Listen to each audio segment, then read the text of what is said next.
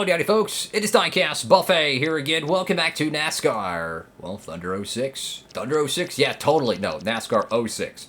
We've actually moved up to 20th in the points. We finally figured out why we were struggling so bad. It's because the analog of my 360 controller, this controller has been used for like probably 15 years, I might add. It was a hand-me-down that was given to me. The analog axis is broke, or it's not as sensitive as it used to be. So even though I'm steering all the way to the left, it doesn't pull and hook as best as it can.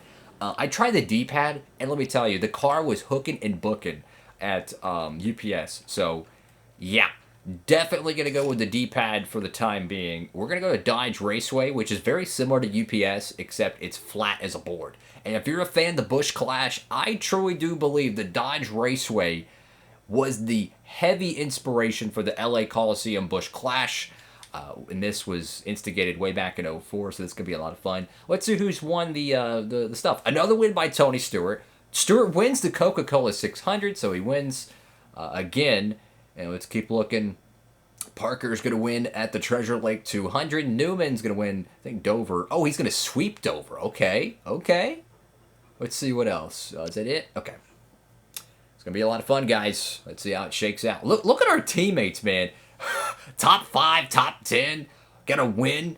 And I got a bunch of goose eggs. Oh, boy.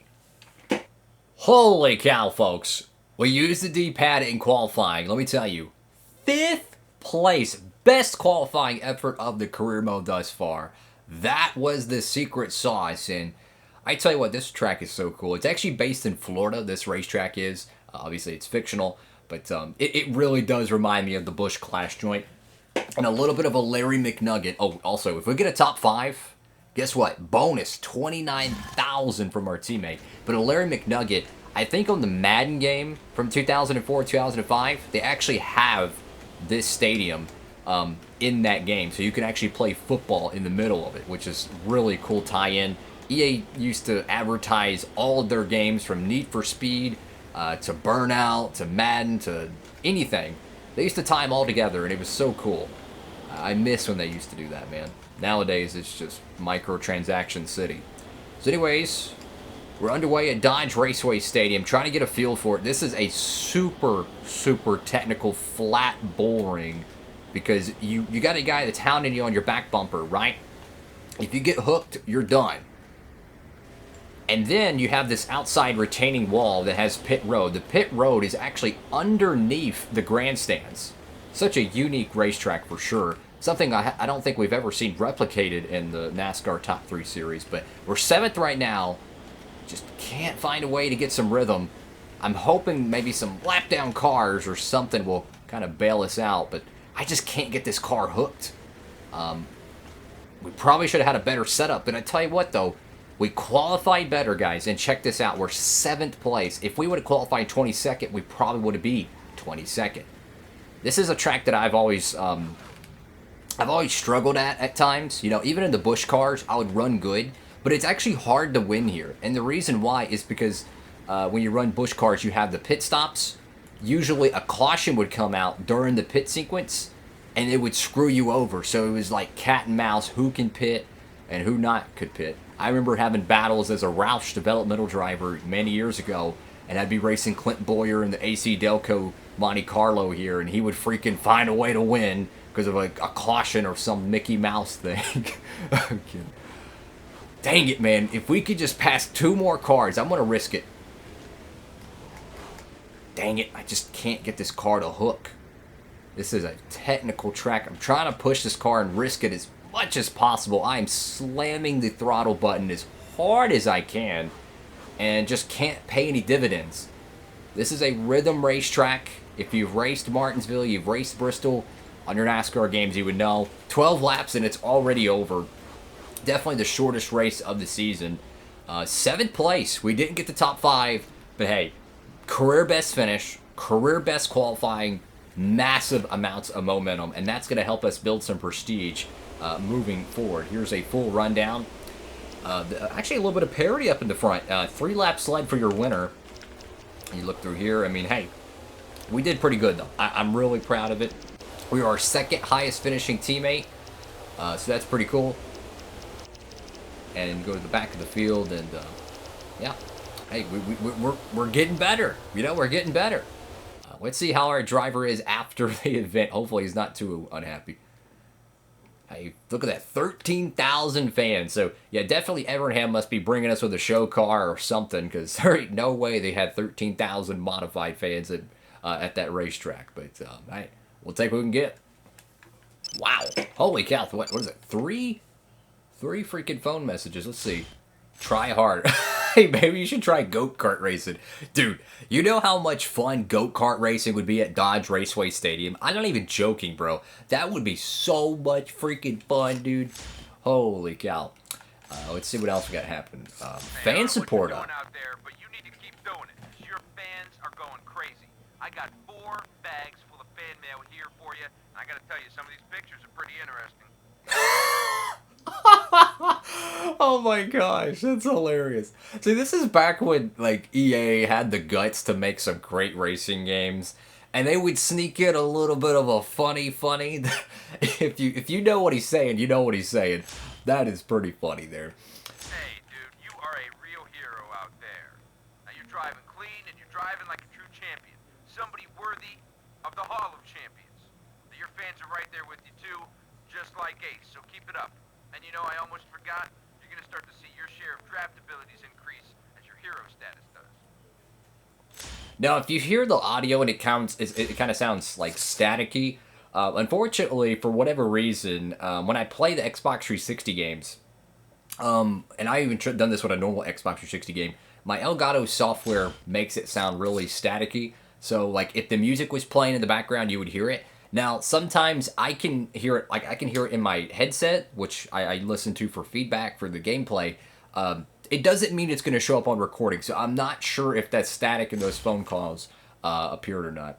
If you and your teammate Bo Abraham can beat Matt Martin, I always looked at him as Mark Martin, at the Aloha 150. Oh, I love that track, dude.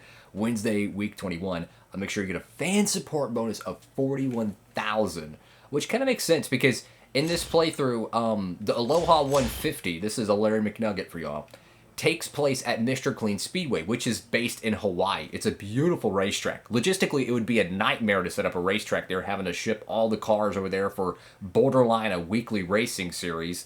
If they do have the Busch series and the trucks that do show up there. But anyways, the racetrack is a carbon copy of Rockingham. They literally took Rockingham from Chase of the Cup. They added a Hawaiian tropical theme to it, and they added it into the next game, which is so cool that you could still race Rockingham in NASCAR 06. Let's get updated point standings here. Our teammate is second, so that's good for the team prestige. Thomas Lewis is your points leader. Hey, man, we're getting closer. We're 20th. So, I mean, we can easily leapfrog these 3 right here. So, what I would like to be is top 10 in points by the end of the season. I don't know if we'll be able to get there. The problem is the Whelen Modified Series comes and goes fast. I mean, we're already on race 9 out of 16. So, it's going to be definitely interesting. I'm going to check our career status real quick, since we have a little bit of time in this episode. But this is so cool. Like, you could literally be a villain. Like, if you wanted to just be Ross Chastain or be Dale Earnhardt or Kyle Busch, you can literally be a villain. You can, like, this game is so immersive, bro. Once you play the game long enough, you'll get autograph sessions where you actually have to sign autographs for fans. You'll get charity races. Drivers like Cup Series drivers like Jay McMurray or Jeff Gordon, they'll challenge you to different races and stuff. Like, this game is so freaking amazing. It is the most fleshed out NASCAR game in history. I don't know why people hate this game. I know it has a few bugs and quirks, but Thunder 04 has bugs and quirks, and to me, I think it makes the game better. It adds more parity. And I wanted to show this right here, the chase plates. I talked about this, I think, in either this episode or the previous episode. But the chase plates in this game are freaking amazing. So you have these where you get you can get pole position. So if you buy this, you get pole position at that track, which you really don't need that. But you have check this out. You have racetracks you can unlock. So you can have a day race at Darlington, right? This is back when Darlington was a one event of the year, I think. And it didn't have the Southern 500 moniker, so this was back in the dark ages of Darlington. You can get, like, the road course, but one of my favorite things is you can literally buy Dodge Raceway Stadium for the Nextel Cup Series. You can buy a Dover Night Race. This is IRP, Indianapolis Raceway Park, a massive fan favorite. You can have that. You can race like Levi Strauss. You can have a night Martinsville race. You have, what is this? That's the, what is that, Milwaukee? Yeah, that's Milwaukee. You can even send the Cup Series to Nazareth, which is a pipe dream for a lot of fans. So you have a lot of different racetracks you can buy. UPS Speedway as well. What's this track right here? I don't know. I think that's that New York racing track, I think. But you got Mr. Clean Speedway, which is, again, Rockingham. You can get Dale Earnhardt. You get all these fantasy drivers. Check out all these paint schemes here, guys. I mean, look at this. There's so many beautiful paint schemes. Could you imagine having die-casts of these cars? I mean, look at this. That die-cast right there, that 2005 Joe Nemechek, I think it's Army of One paint scheme, or anniversary. That's actually a pretty rare die-cast to find. You have these Rusty Wallace paint schemes. Kyle Busch alternate paint schemes. Yes, please. Martin. Look at this. I mean, you have this all-star paint scheme. I mean, you have all these beautiful Mark Martin paint schemes. And then the OG Dale Jr. Born on Date paint scheme right there. Oh my goodness. Look at that orange Casey Kane paint scheme. Even have the Harlem Globetrotters car. I mean, could you imagine having 1/64 scales of all these? They even have a Nickelback car, dude. They even have a Nickelback car. That is so freaking cool. I love that. Like, just they added so many beautiful paint schemes. Look at all these Roush cars. I mean, look at this. Look at all these freaking Roush cars they got. You got Tony Stewart Shrek 2. I mean, you even got the Jeff Gordon 2004 the All-Star paint scheme. One of my favorites of all time is the Pedigree 38. So cool, dude. And even have the Star Wars 38. Oh my goodness. This one actually, that's a Chick-fil-A charity ride car. A lot of people don't remember that one, but it actually has Chick-fil-A on that one. The 45. You have the Box Tops car for Jeff Green. Jimmy Johnson, which I think it's his 04 paint scheme? Not sure on that. That's interesting. You have his silver one. Kurt Busch has got some mega awesome paint schemes. You have his 04 championship car. You have your Irwin Tools paint scheme. You even have Travis Kroppel. I don't know how to pronounce it. This is one of my favorite, is the Carl Edwards Ortho paint schemes. I love that. And it's just, I love this game so much, man. You also have sponsors, so if you want to do like create a car, you know, customize, you can get all these different logos and stuff. And this game also has fantasy sponsors, which I know a lot of people don't like that and it's really cheesy, but my thing is, this is back when EA actually cared about NASCAR games, so they still had great normal sponsors like UPS and O'Reilly and stuff in the game, but they also added some fantasy ones to complement it. To me, they're really, like, in my opinion, they're kind of realistic and believable, you know, especially like local brands. So I'm okay with it. And I'll end the video on a Larry McNugget. Those fantasy brands you see in the EA games in the mid-2000s actually show up in Madden 2010, Madden 10. There's a portion of the game where you play career mode where you can do like movies or like sponsor endorsements. And those sponsors from the NASCAR games, the fantasy ones, actually are in a Madden game. Once again, EA had a whole universe. They tied everything together back in their heyday. I tell you what, man, 2000s EA is like, they're like, I can't even describe how good they were. I mean, it's not even the same company nowadays. Great stuff. So, that's all for now. Sorry if this episode was a little bit long-winded. I really wanted to talk about those chase plates. Have a great one, everybody. God bless. Diecast Buffet. Signing off.